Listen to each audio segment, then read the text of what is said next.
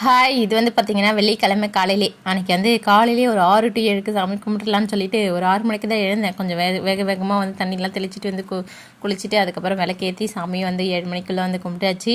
கரெக்டாக ஷார்ப்பாக 7 மணி ஆகிடுச்சு சாமி கும்பிடும்போது. அதுக்கப்புறம் சாமியெல்லாம் கும்பிட்டு முடிச்சுட்டு அதுக்கப்புறம் சமைக்க வந்து லஞ்சு சமைக்கணும். அதனால் வந்து சமையல் வேலைக்கு வந்து வந்துட்டேன்.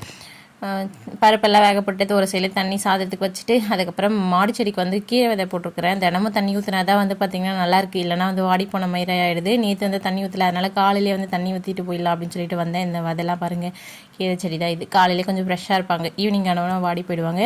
இந்த செடி வந்து பார்த்திங்கன்னா தானாக முளைஞ்ச செடி.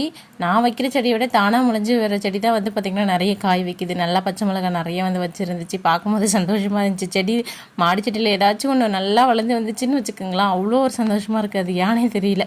அதுக்கப்புறம் அப்படியே வந்து மிளகாய் பார்த்துட்டு அப்புறம் கீழே வந்துட்டு சாம்பார் வந்து தாளிச்சிட்டு அன்றைக்கி வந்து பார்த்திங்கன்னா கத்திரிக்காய் முருங்கைக்காய் போட்ட சாம்பார். அப்புறம் இட்லி வந்து வேக வைக்கலாம் காலையிலேக்குன்னு சொல்லிட்டு ஒரு ஒரு ஒரு ஒரு குண்டான் இட்லி வந்து ஊற்றி வச்சுட்டு அதுக்கப்புறம் அதுவே வந்துடுச்சு, எடுத்து வச்சுட்டு உருளைக்கிழங்கு பொரியல். அன்றைக்கி வந்து சாதம், சாம்பார், உருளைக்கிழங்கு பொரியல். மதியத்துக்கு வச்ச சாம்பாரே புளி ஊற்றுறதுக்கு முன்னால் எடுத்து டிஃபனுக்கு வந்து கொடுத்துட்டேன். அதுக்கப்புறம் எல்லோரும் வந்து பார்த்திங்கன்னா ஸ்கூல் ஆஃபீஸ்லாம் கிளம்புனதுக்கப்புறம் நம்ம வந்து ஸ்டால் போகிறதுக்காக வந்து ப்ரௌனியும் இந்த பிளெயின் கேக்கும் ஸ்டாலில் போடலாம் அப்படின்னு சொல்லிட்டு இது ரெண்டும் வந்து பண்ணியிருந்தேன் இன்றைக்கி.